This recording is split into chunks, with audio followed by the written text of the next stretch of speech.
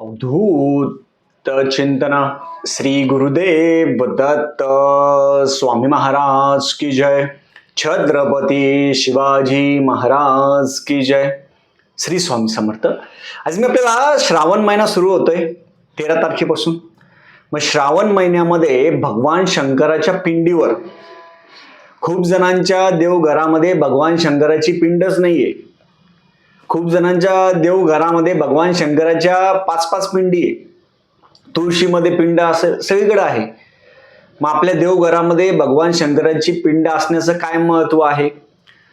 श्रावण महिन्यामध्येच अभिषेक करायला काय महत्व आहे? आणि जे 4 सोमवार आहेत, 4 सोमवार जे आहेत त्याच्यामध्ये उपवास करायचा का, कोणती सेवा करायची, पिंडीचं महत्व काय आहे त्याच्याबद्दल मी आज माहिती सांगणार आहे. पिंड कोणी घ्यावी त्याच्याबद्दल पण पूर्ण माहिती सांगणार आहे.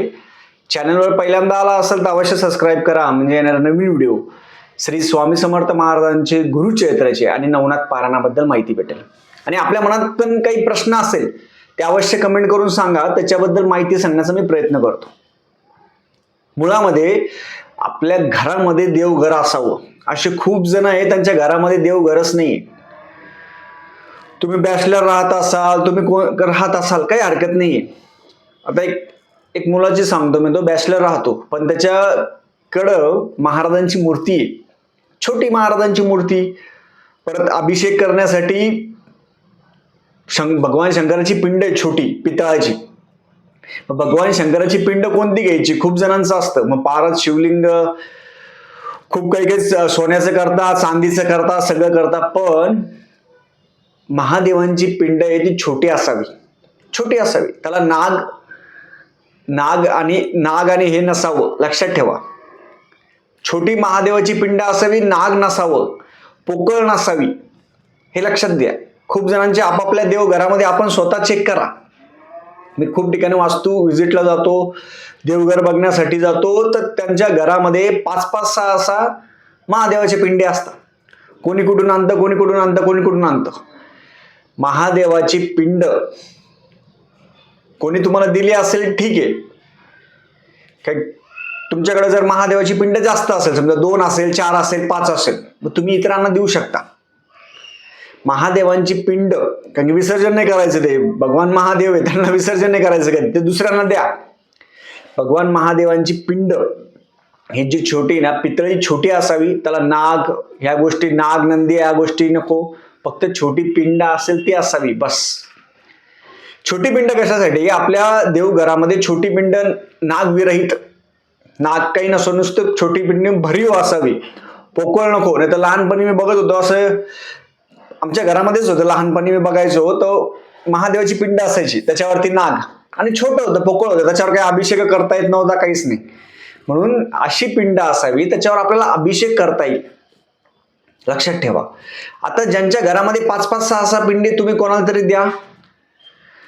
जर दगडी पिंड असेल, दगडी पिंड राहू द्या, दगडी पिंडाचा प्रॉब्लेम नाही. तुळशीजवळ पिंड काही काही जण ठेवता, मग त्याची पण पूजा करता. काही काही जण तुळशीमधून तुटून जातं. काही काही वेळेस पिंडीचं आपण करतो पूजा, कधी कधी नाही करत. पण आपल्या देवघरामध्ये एकच पितळाची पिंड असावी आणि गळती पात्र असेल ते गळती पात्र ठेवा. दुसरी कोणतीही पिंड नवीन विकत घेऊ नका. आता श्रावण चालू आहे तर हे लोक सांगत असतात ही घ्या, ती घ्या, ती घ्या. साधी पिंड घ्यायची, फक्त कुठूनही घ्या, त्याच्यावर अभिषेक करतात. ती पिंड घरी आणल्यानंतर काय करायचं हे लक्षात ठेवा. जर तुम्ही आता पिंड घरी आणली, तिचं पहिलं ऑप्शन करायचं, छान धुवून घ्यायचं भस्माने. भस्म असेल छान धुवून घ्यायचं, भस्म गोमित्राने छान धुवून घ्यायचा, अभिषेक करावा, श्री सुक्त, पुरुष सुक्त किंवा ब्राह्मणाच्या हातून अभिषेक करावा. ते केल्यानंतर घरच्या घरी दूध आणि पाण्याने आपण अभिषेक करून ती मूर्ती घरी आपण ठेवू शकतो. 13 तारखेला श्रावण चालू होतोय. मग पूर्ण श्रावण महिन्यामध्ये गळती पात्र ठेवून आपण पूर्ण श्रावण महिन्यामध्ये आपण घरच्या घरी आपण अभिषेक करू शकतो. जे 4 सोमवार आहे, 4 सोमवारच्या दिवशी प्रत्येकाने उपवास करावा कमीत कमी. मी तर सगळे सोमवार उपवास करतो. हे महाराज मला जे सापडलेले महादेव आहे त्यांच्यामुळे बुद्धी सुचलेली. सगळे सोमवार उपवास, पण ते सोमवारच्या दिवशी एवढी ताकद असते, खूप ताकद असते. मग काय करायचं आपण, हे आता तुम्ही जर तुमच्या घरामध्ये पिंड नसेल, सगळ्यात महत्वाची पिंड महत्वाची श्रावणामध्ये, लक्षात ठेवा. आपल्या घरामध्ये पिंड नसेल तर पिंड घ्या. बाकी कोणते यंत्र ना घेऊ. तुम्ही म्हणा मग महामृत्युंजय यंत्र आहे, हे यंत्र आहे, ते यंत्र आहे, सगळे, त्याची काही आवश्यकता नाहीये. महादेवाची पिंड जर आपल्या घरामध्ये असेल आणि तुमच्या घरामध्ये कोणी दारू पिणारा असेल, व्यसन करणारा असेल, बारशी बाधा, सगळ्या गोष्टी असेल, महादेवावर केलेला अभिषेक च तीर्थ ते पूर्ण श्रावणभर आपण सगळ्यांना घरी प्यायचं. ते श्रावणामध्ये कशाला तुम्ही वर्षभर करू शकता सेवा. काय करायची? महादेवाच्या पिंडीवर रोज सेवा. व्यसनमुक्तीसाठी काय करायचे? सगळ्यात महत्वाचं म्हणजे आपण ज्या महिला माता भगिनी आहे, तुम्ही जेव्हा स्वयंपाक करता तेव्हा महामृत्युंजय मंत्राचा जप करावा. ओम त्र्यंबकम यजामहे सुगंधिं पुष्टिवर्धनम, हा जो महामृत्यू मंत्र आहे त्याचा जप करावा. नाही जमलं ओम नमः शिवाय म्हणा. सोपं, ओम नमः शिवाय. पण स्वयंपाक करताना आपण म्हणा. आपल्या पिंडीवर काय करायचं? पिंड आपण जेव्हा अभिषेक करणार रोज, आता श्रावणामध्ये आपण अभिषेक करणार, सगळ्यात पहिले काय करायचं? ज्यांना जेवढं जमेल तेवढं करू शकता. आपण पळी पंचामृत जे असेल, तामान असेल ते घ्यायचं, त्याच्यावर अक्षता टाका. नाही तर पिंड अशी उचलली आणि ठेवून दिली असं नाही करायचं. खाली तांदूळ टाकायची, अक्षता टाकायच्या, त्याच्यावरती पिंड घ्यायची, ठेवायची. बेलपत्र ठेवू शकता. सगळ्यात पहिले पाणी आहे तरी महादेवाची पिंड स्वच्छ धुवून घ्यायची. त्याच्यामध्ये तुम्ही सगळ्यात पहिले काय घेऊ शकता? तुम्ही मंत्र घ्यायचे सगळ्यात पहिले महाराजांचा मंत्र असेल, ओम नमः शिवाय मंत्र असेल, श्री शिवाय नमस्तु मंत्र असेल, हा मंत्र घ्या. ते झाल्यानंतर आपण तुम्हाला जे येत असेल, शिवस्तुती असेल, शिवमहिमा असेल, ओम नमः शिवाय असेल, कालभैरवाष्टक असेल, रुद्र येत असेल, रुद्र, नमक, चमक, हे जे जे जे तुम्हाला साध्या गोष्टी येत असतात, महामृत्युंजय मंत्राचा जप असेल, रामरक्षा असेल, जे जे आपल्याला समजेल त्याची यादी तर मी टाकणार आहे. ते जे जे आपल्याला जमेल ती सेवा पूर्ण श्रावण महिन्यामध्ये करावी. पूर्ण श्रावण महिना तुम्ही सकाळी करा, दुपारी करा, रात्री करा, कोणतंही बंधन नाही. अभिषेकाला कोणतंही बंधन नाहीये. आपण पण पूर्ण श्रावण महिन्यात आपण घेणार आहे सेवा, घेणार आहे. जेवढी जमेल आपल्याला तेवढी आपण, आम्हाला जे सापडलेले महादेव आहे त्याच्यामुळे त्या 13 तारखेपासून आपण रात्री सेवा चालू करणार आहे. 13 तारखेपासून रात्री सेवा चालू करणार आहोत. तर पूर्ण महिन्याभर आपण जेवढं जमेल, जे स्तोत्र मंत्र असेल, रुद्र ठीक आहे, रुद्राला वेळ लागत असेल, रुद्र स्किप करू आपण. रुद्र सोडून बाकी सगळ्या ज्या सेवा आहे, सगळे स्तोत्र मंत्र आहे, ते सगळे आपण लाईव्ह मध्ये घेणार आहे. लक्षात ठेवा. हे तुम्ही रात्री पण करू शकता, काही हरकत नाही. श्रावणामध्ये सकाळीच अभिषेक करावा असं काही विषय, तुम्ही दिवसभर रात्रभर अभिषेक करू शकता. म्हणून तुम्ही तुमची पण पिंड समोर ठेवून आपण अभिषेक आहे तर अभिषेक आपण सामूहिक घेणार आहे. सामूहिक अभिषेक, जेवढी सेवा होईल महादेवांची तेवढी श्रावणभर तेवढी सेवा होईल. श्रावणामध्ये आपण काय 13 तारखेपासून रात्री 9:30 वाजता सेवा करणार आहे. जेवढा वेळ सेवा राहील आपण घेणार आहोत.